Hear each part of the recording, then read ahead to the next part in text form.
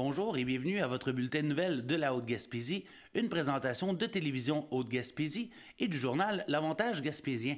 Mon nom est Dominique Fortier et j'ai à mes côtés mon acolyte habituel, M. Frédéric Deroy. Bonjour Frédéric. Bonjour Dominique. Alors Frédéric, aujourd'hui, on est à notre dernière émission de l'année avant le congé des fêtes. Oui. Donc, on va passer ensemble à travers cette revue de l'actualité. Oui. Et je te regarde en ce moment, là, et je vois le décorum. On voit ici que tu portes un magnifique chandail d'un chat déguisé en Batman sous ton veston. Oui. Et ça m'amène à te poser la question. Ça fait déjà une semaine que dans les médias, le seul sujet de conversation est la tenue vestimentaire de la députée solidaire Catherine Dorion. On la voit avec une tuque, avec des Doc Martens, avec bref, pas l'attirail habituel de quelqu'un à l'Assemblée nationale. J'étais curieux de savoir, toi, de ton côté, comment tu perçois ça? Oui, effectivement. Et, on a parlé aussi de Sol Zanetti avec ses jeans et ses espadrilles blanches. Oui. Scandale, Dominique. Alors, on sait très bien qu'avoir un veston et une cravate, ça te donne de la crédibilité et ça donne le droit d'être respectable et tout. On sait que Donald Trump a une cravate et un veston. Il est tout à fait respectable, Dominique. Ainsi que M. Barrett, qui a sabré, qui a mis par terre notre système de santé, mais avait un veston et une cravate, donc totalement respectable. Jean Charest qui a fait matraquer des étudiants, Dominique, veston-cravate, totalement respectable. Alors, à un moment donné, là, de toute façon, les électeurs ont voté pour Catherine de Québec solidaire en étant totalement conscients de son habillement et de sa tuque et de sa camisole. Tout comme Sol Zanetti, les électeurs les ont mis comme députés en sachant exactement quelle bébite ils mettaient au Parlement, donc à l'Assemblée nationale. Donc, ils ont l'air propres, ils ont l'air à bien se tenir, à poser leurs questions ou à parler de la bonne façon. Alors, moi, là, veston-cravate, jusqu'à un certain point, ça n'a pas empêché des ordures en politique de commettre plein de choses. Alors, veston-cravate, là, ça ne prouve pas votre respectabilité ou votre compétence. J'ose espérer que c'est un débat qui va se tasser, là, parce que ça n'amène pas grand-chose. On essaie de discréditer Québec solidaire sur des choses superficielles. Alors que si ceux qui ont pris la peine des fois d'écouter un peu Sol Zanetti, sa première intervention après le discours du trône, je pense qu'on... Le trône de M. Legault, oui. Le discours d'ouverture, je me souviens plus, je pense que le trône c'est au fédéral, mais bref, avait un très bon discours, très sensé, avec quelques pointes, mais très intellectuel. Donc, présentement, les gens de Québec solidaire ont démontré qu'ils étaient à leur place et qui était capable de bien se tenir. Donc là, c'est n'importe quoi. Mais on apprenait justement que François Paradis, le président de l'Assemblée nationale, allait se pencher sur le code vestimentaire, puisqu'actuellement, il n'y en a pas. Donc oui, c'est de coutume que les gens s'habillent en veston-cravate ou soient bien mis, mais on s'entend qu'il n'y a aucun code vestimentaire, donc il n'y a personne qui déroge à quoi que ce soit en ce moment, mais on s'entend que ça chatouille, ça fait sourciller. C'est, comme tu dis, Fred, ça peut être pour discréditer le parti, mais en même temps, on a l'impression que c'est simplement un changement de mentalité qui semble pas plaire à tout le monde. Là, on vient déranger les gens dans leurs pantoufles, dans leurs vieilles habitudes. Oui, ce qu'on voit d'habitude, là, ça commence à changer, mais en même temps, c'était la première élection depuis Belle Lurette que les baby boomers n'étaient pas les majoritaires à voter. Donc là, on sent qu'ils rentrent un peu de la jeunesse dans la place. Et dans la jeunesse, des fois, peut-être pas l'âge, mais dans la mentalité où il y a de la place un peu pour autre chose. Puis moi, je pense que ça fait du bien. Ça montre aux gens là, qu'il y a un peu de diversité dans la place. Et il y a un code vestimentaire, mais il est très interprétable dans le sens qu'on demande à être en tenue de ville. Mais c'est quelque chose qui date de probablement plus de 100 ans. Fait que tenue de ville, il y a 100 ans. Ce n'est pas la même qu'aujourd'hui. Tenue de ville, aujourd'hui, bon, les choses ont changé. Mais j'ai pas senti de non-respect ou de vouloir provoquer dans l'habillement là, de Saul ou de Catherine. Donc, c'est un non-débat, selon toi. Moi, je pense qu'on essaie d'attaquer sur des choses superficielles. C'est de bonne guerre en politique, on s'accroche à ce qu'on peut, mais force est de constater que le discours de Québec solidaire est en lien avec leurs valeurs et se tient. Donc, qu'on essaie donc d'élever le niveau des débats de la part des opposants, plus que de dire que c'est donc bien scandaleux d'avoir des Doc Martens à l'Assemblée nationale. Et on va rester en politique, mon cher Fred. Le gouvernement Legault, ça fait déjà quelques mois qu'il est en place. On commence tranquillement à voir leurs premières actions. Ils ont été très présents, notamment aux îles de la Madeleine, après cette tempête de vent-là. La ministre de la Sécurité publique qui s'est rendue là. On a déjà commencé justement à aider les gens avec les demandes de réclamation. On voit aussi qu'on a promis qu'on réparait les fils souterrains pour les communications.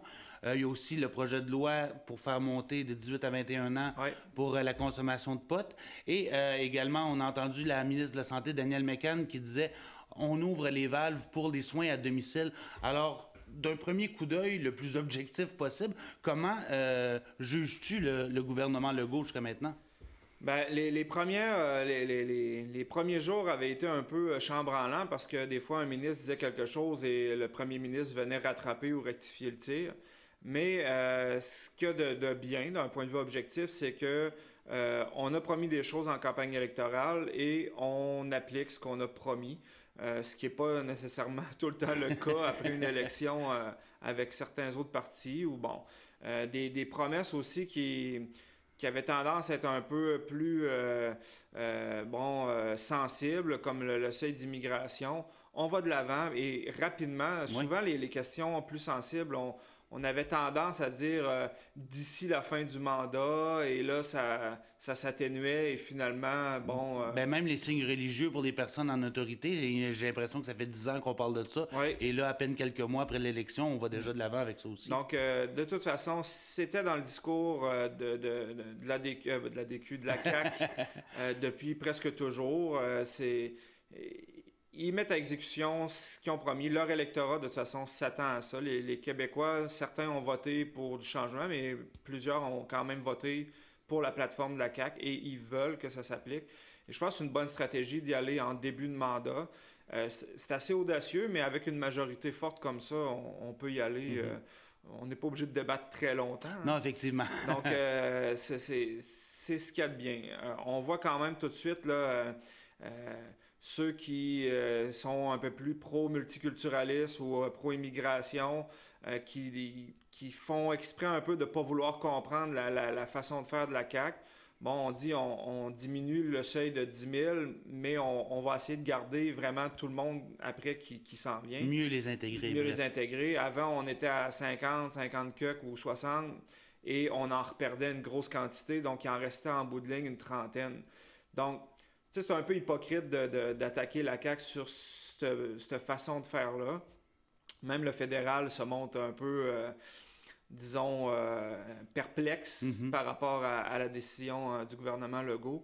Mais si on fait vraiment ce plan de match-là, qu'on dit on baisse un peu le seuil, mais on les intègre beaucoup mieux, moi je pense que c'est la meilleure avenue à aller chercher. Comme ça, on a des gens qui viennent s'installer, qui sont bien, qui sont heureux et qui s'intègrent bien. Au lieu d'en dire à 50 000, venez-vous-en, mais que finalement, on ne donne pas assez d'énergie à les intégrer, ou c'est des gens qui se ramassent dans des emplois qui sont vraiment en dessous de leurs compétences, etc. Donc, moi, je pense que la stratégie de la CAQ là-dessus est plus intéressante. Puis je te dirais que même le PQ était pas mal dans cette optique-là aussi. Donc, il y a à peu près juste les libéraux et peut-être Québec solidaire qui étaient moins d'avis qu'il fallait baisser le seuil. Mais par contre, de baisser et de mieux intégrer, je pense que c'est la chose qui est intéressante. Ils réagissent assez bien dans les dossiers qui surviennent un peu en urgence. Moi, ce que j'ai aimé dans les dernières annonces, c'est que pour les soins à domicile, on ouvrait le robinet, on arrêtait de dire « vous avez juste ça de budget pour les soins à domicile, faites vos soins à domicile, puis on ajustera les budgets ». Je pense que là, c'est conséquent à est-ce qu'on veut vraiment soigner les gens à la maison, puis essayer d'éviter d'engorger les urgences et les chambres dans les hôpitaux. Exactement. Donc là, on est conséquent. Jusqu'à présent, je pense que ça se passe plutôt bien. Alors, on va suivre comment les choses vont évoluer, mais Ouais. jusqu'à maintenant, ben, on donne quand même une bonne note à la CAQ pour ses Ouais. premières semaines. Et juste pour terminer Oui. là-dessus, le fait aussi qu'ils ont décidé pour le Québec solidaire et le PQ de leur donner le droit d'être un groupe Oui, le parlementaire, les statut budgets, officiel, oui. ça va dans le sens aussi de vouloir changer le mode de scrutin, à dire on veut qu'il y ait une diversité à l'Assemblée nationale, on veut que la population soit bien représentée. Donc, donner le droit à ces deux partis-là qui ont eu peu Moins que d'élus. 12 députés, oui. Ben, Québec solidaire considère qu'il y en a eu beaucoup, mais pour le PQ, ça a été une autre façon de voir les Effectivement. choses. Mais là, d'exister, au lieu d'être une gang d'indépendants, c'est deux partis représentés. Moi, c'est Donc, une certaine marque de respect. dans le ouais, fond. je pense que la CAQ qui disait vouloir gouverner pour tous les Québécois et être ouvert, etc., à date tient parole. On est en début de mandat, il y avait seulement 2 semaines d'Assemblée nationale. Les fêtes vont passer, on verra sur le long terme, mais disons que les premières impressions sont quand même plutôt agréables À suivre. à suivre. Sur la scène politique un petit peu plus locale, le musée Exploramer a eu droit à une bonne nouvelle de la part du fédéral. Alors, 310 000 $ qui a été octroyé au musée Anne-Montois par le ministre Pablo Rodriguez. Ça a été acheminé par le biais de la ministre Diane Leboutier. Alors, c'est pour la prise d'eau en mer. On sait que cette prise d'eau en mer-là est nécessaire pour aller puiser directement l'eau salée, histoire de ne pas passer par le système d'aqueduc de la ville de Saint-Anne-des-Monts, puisque la chloration est pour bientôt. Et en même temps, ça fait partie du plan de pérennisation présenté par Exploramer il y a déjà peut-être près d'1 an de ça. Là. Oui, le gros avantage de la prise d'eau en mer, c'est surtout qu'elle est installée, elle est permanente. Donc, avant, je parlais avec le biologiste d'Exploramer, Mathieu Lemonde, Landry, et il devait emprunter des tuyaux aux pompiers, louer une pompe, et c'était vraiment très laborieux, laborieux et c'était pas toujours là. Donc, là, maintenant, on va pouvoir faire des changements d'eau graduels aussi dans les bassins. Des fois, comme il y avait le matériel, il était obligé de faire des bonnes purges dans les bassins, mais des fois, c'est un peu choquant pour les espèces vivantes d'avoir une dose d'eau comme ça là, qui arrive. Donc là, on va pouvoir mieux gérer l'eau dans les bassins et la prise est permanente. Été comme hiver, elle va avoir accès à son eau. Et on a aussi là, fait un annexe là, pour les nouveaux, je pense, des compresseurs, toutes sortes de trucs. Là, et un congélateur, justement, pour pouvoir acheter de la nourriture en gros, donc économiser, justement, pour pouvoir stocker davantage de nourriture pour poissons. Oui. Donc, l'annonce, on était ensemble. Moi, je m'attendais peut-être aussi à une annonce d'une certaine récurrence. Ouais. Bon, ça n'a pas lieu, mais en même temps, on n'investit pas dans quelque chose comme ça pour après le laisser tomber. Fait que j'ai l'impression qu'on n'a pas encore les grosses nouvelles qu'on attend, mais ça s'en va dans le bon sens. Et d'ailleurs, le président du CA et Sandra, les deux se sont exprimés envers Mme Leboutier en disant « C'est super, merci beaucoup. Et on a d'autres projets. Et donc, on espère avoir votre collaboration future. » Ben, on sait que le plan de pérennisation d'Exploramer, c'est plusieurs millions de dollars. Oui. Très ambitieux. On parlait d'une cage aux requins, un aquarium à requins notamment. Donc, c'est très gros comme plan. Donc, évidemment, si on va aller de l'avant, ben, on va avoir besoin, encore une fois, des investissements des gouvernements. Là. Et voilà. Donc, Exploramer, avec sa mission et qu'est-ce qu'ils font dans les écoles et pour la population et pour le tourisme, je pense que c'est pas mal une valeur sûre à investir dedans. Donc, et c'est toujours bon pour un politicien qui, dans quelques mois, sera en élection de venir annoncer une belle dépense comme ça, un bel investissement. Tout à fait. On parle d'investissement. Oui. Il y a M. Carl Leclerc, un entrepreneur local. Si le nom vous paraît familier, c'est le propriétaire de la Petite Bertha, la cantine à Tourelle. Et il fait aussi quelques spectacles, notamment un qui s'en vient dans le temps des fêtes, lui-même chanteur. Donc, il a fait l'acquisition de l'ancien hôtel de ville de Tourelle. On se rappelle ce merveilleux bâtiment qui ne servait plus à grand-chose depuis que Desjardins avait fermé son point de service. Oui. Alors, ça avait sonné le glas pour Enfantaisie et les fermières qui avaient dû quitter également ce bâtiment-là. Donc, M. Leclerc en a fait l'acquisition. Et si vous le visualisez bien, le bâtiment, il y a beaucoup d'espace là-dedans. C'est une grosse bâtisse. C'est une très grosse bâtisse. Alors, la première phase de rénovation pour M. Leclerc était d'installer un bed and breakfast Oui, au un premier couette et étage. café, Dominique. Un couette et café, effectivement. Café couette. Parlons français. Alors déjà, 6-7 chambres qui sont disponibles. Il dit que ce sera, dans le fond, sa source de revenus principale, puisqu'il pourra louer été comme hiver pour les motoneigistes d'ailleurs. Donc, bien situé, justement, aussi qu'il y a des endroits pour faire de la motoneige non loin de là. Aussi une salle de spectacle au deuxième étage qui est sur le point d'être prête. D'ailleurs, on le voit ici à l'écran, c'est la scène qui a été aménagée. Donc, les gens pourront la découvrir le 22 décembre lors du spectacle de M. Leclerc.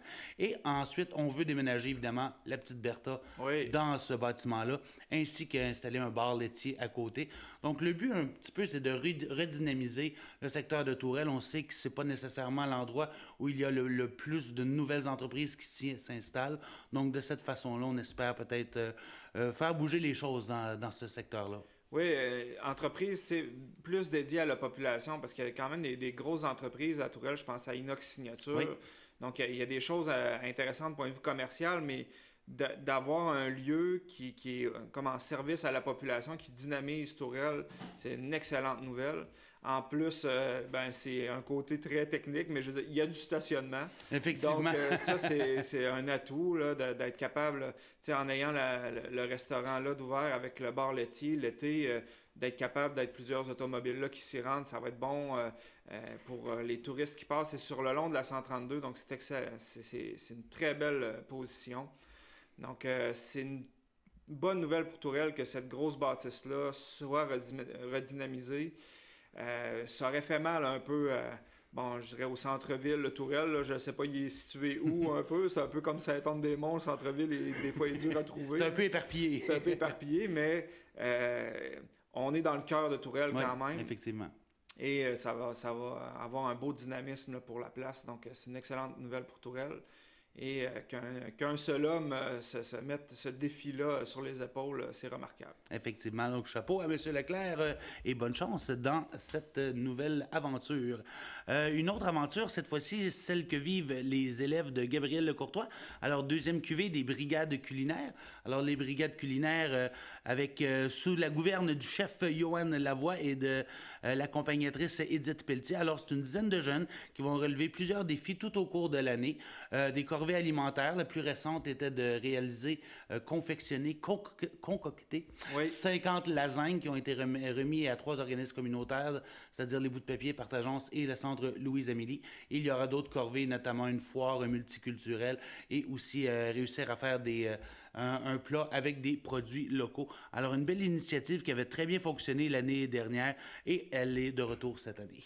Oui, c'est une très bonne nouvelle que ce soit le chef Johan Lavoie, qui est un ami personnel, alors je vais le vanter un peu, qui travaille présentement au CPE à Saint-Anne-des-Monts et qui est capable d'introduire, mettons, des légumes, mais dans les desserts, donc qui est très ratoureux, mais qui fait manger très bien les enfants en étant capable d'intégrer plusieurs ingrédients, des fois que les enfants ne sont pas chauds à l'idée de consommer, mais... Une bonne crème glacée à l'aubergine. Mais qui passe par en dessous un peu. Et le défi des lasagnes, justement, fait faire des lasagnes végétariennes aux jeunes. Donc, sort des fois un peu des sentiers battus, amène des ingrédients où on les attend peut-être moins. Donc, un chef qui est créatif et qui est habitué de travailler avec les jeunes, des très jeunes pour sa job normale, mais je le vois très bien à ce poste-là. Alors, je suis très content que les enfants soient avec Johan pour développer leur côté cuistot.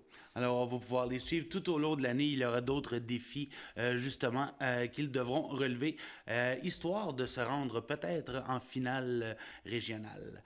Maintenant, on parle du capitaine Éric Savard, pompier à Capcha. C'est lui qui est en charge de la formation des pompiers de la Haute-Gaspésie depuis un petit peu plus d'1 an. Alors, il a été récompensé en recevant la médaille du gouverneur général ou médaille pour service distingué, une autre façon de nommer cette médaille-là, pour ses 20 ans de service. Alors, c'est remis à un pompier pour son exemplarité au travail, sa ténacité, son zèle également. Alors, chapeau à M.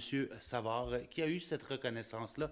C'était en début de semaine au Conseil des villes de Cap-Choc, ça lui a été remis. Oui, je ne connais pas le monsieur, mais je lisais ton article et c'est lui qui est en charge des formations pour les pompiers dans la région. Donc, ça a l'air d'être tout un bonhomme. Oui, tout à fait. Et sur ces belles notes, on prend une petite pause et on vous revient avec la suite du bulletin de nouvelles de la Haute-Gaspésie.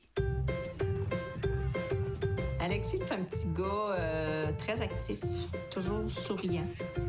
C'est un petit garçon qui a beaucoup d'énergie, donc des jeux pour lui, c'est important pour dépenser de l'énergie. Il aime beaucoup, il y a les jeux d'eau qu'il aime, aller jouer au hockey-ball, aller faire du vélo avec les amis. Il y a le soccer aussi qu'il aime beaucoup. Alexis, c'est un garçon très enjoué, fonceur, très ordonné. Ces petites autos, il sait tout ce qu'ils sont. Tu vas lui demander telle petite auto ce qu'elle est, puis il va te le dire tout de suite. C'est vraiment remarquable, même. C'est un petit garçon qui ne veut jamais déplaire. Un jour, je voulais monter sur le tracteur à gazon. Le chauffeur m'a pas vu et les lames ont coupé ma jambe. On a appelé l'ambulance, puis on a monté, nous autres, à un hôpital le plus proche pour les soins d'Alexis, là. Ça, j'ai toujours essayé. Là, ma devise a tout le temps été « La vie doit rester le plus normal possible ». Alexis a toujours continué ses activités. Des fois, il faut adapter, mais tout peut se faire quand même.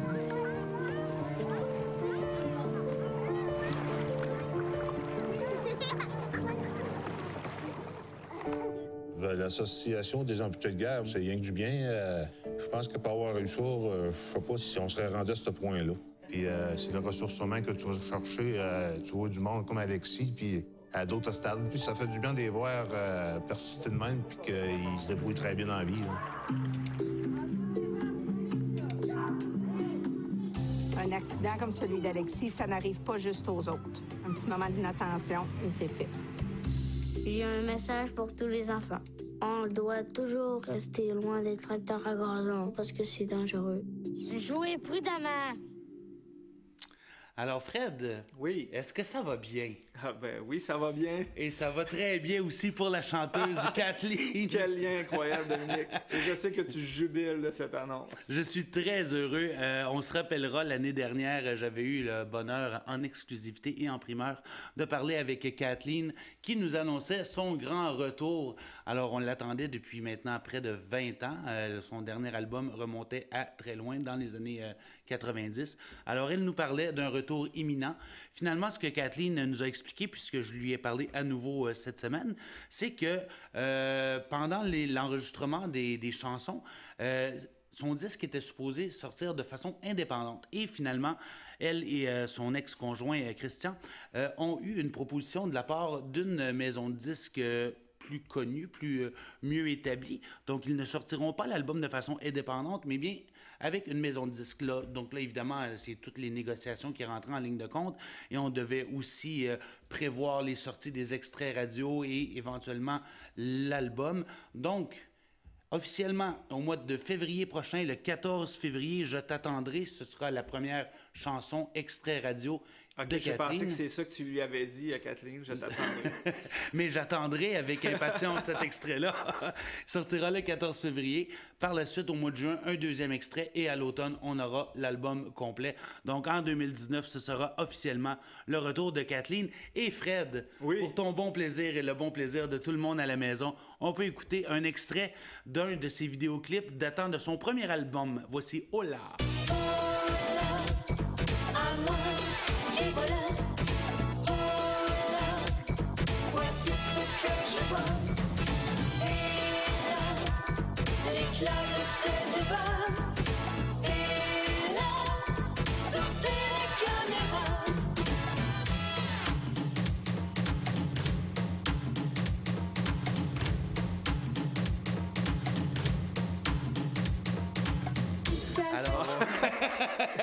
Quel extrait, Dominique, oui. Comment ne pas tomber sous le charme de Kathleen lorsqu'on voit un tel vidéo?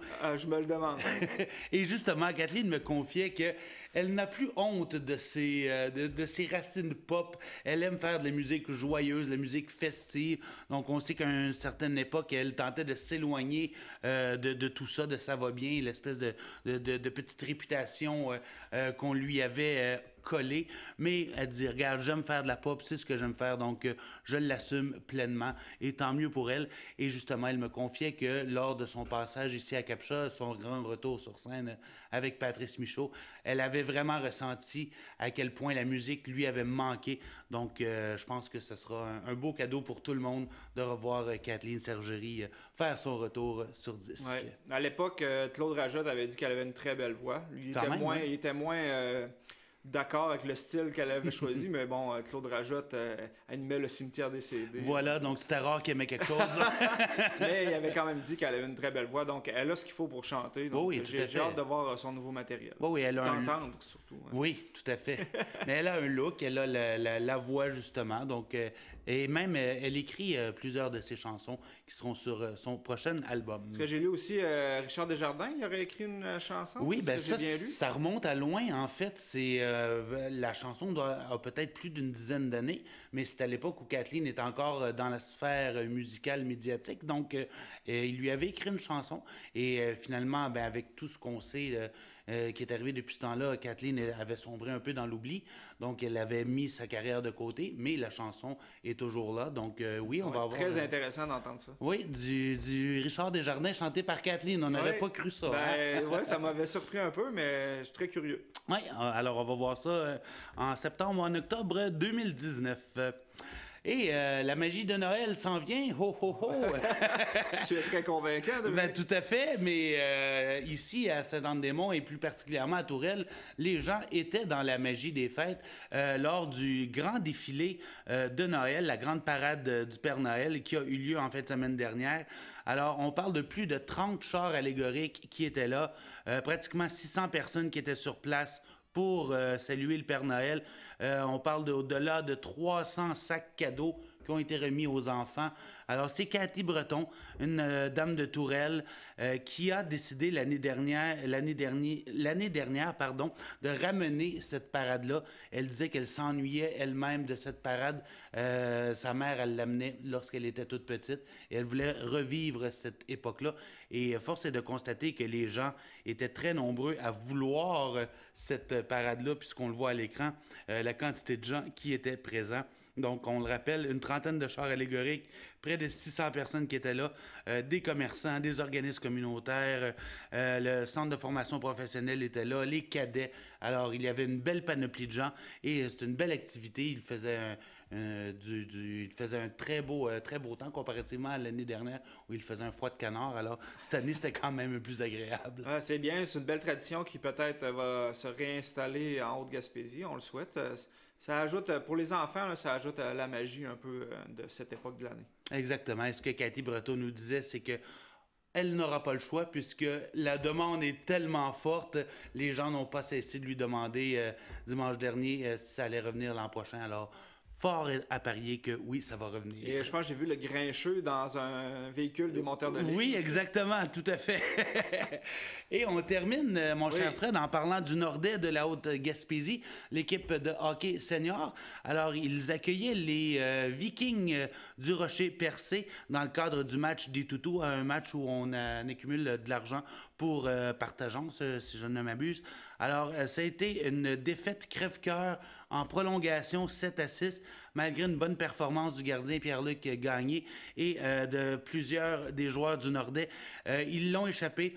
Certains ont mentionné qu'il y aurait eu peut-être des décisions arbitraires qui étaient à revoir, mais on ne voulait pas trop s'aventurer sur ce terrain glissant-là. Mais au moins, ils vont chercher un point dans cette défaite-là. Donc, tout n'est pas perdu. C'est pas fini tant que c'est pas fini. Exactement. La saison continue. Voilà. Et sur ça, mon cher Frédéric, Oui. notre saison est terminée. On va souhaiter à tout le monde un très joyeux temps des fêtes, un joyeux Noël et une très bonne année 2019. Nous, on se revoit l'an prochain. Certainement, Dominique. Certainement. Alors, on va être fidèles au poste. Alors, d'ici ce temps-là, prenez soin de vous, prenez soin de vos proches. Et n'oubliez pas d'écouter Les Idées cadeaux avec Marie-Claire Roy. Ça s'en vient très bientôt sur les ondes de télévision Haute-Gaspésie. Et sur ce, on vous souhaite une bonne année 2019. Au revoir tout le monde.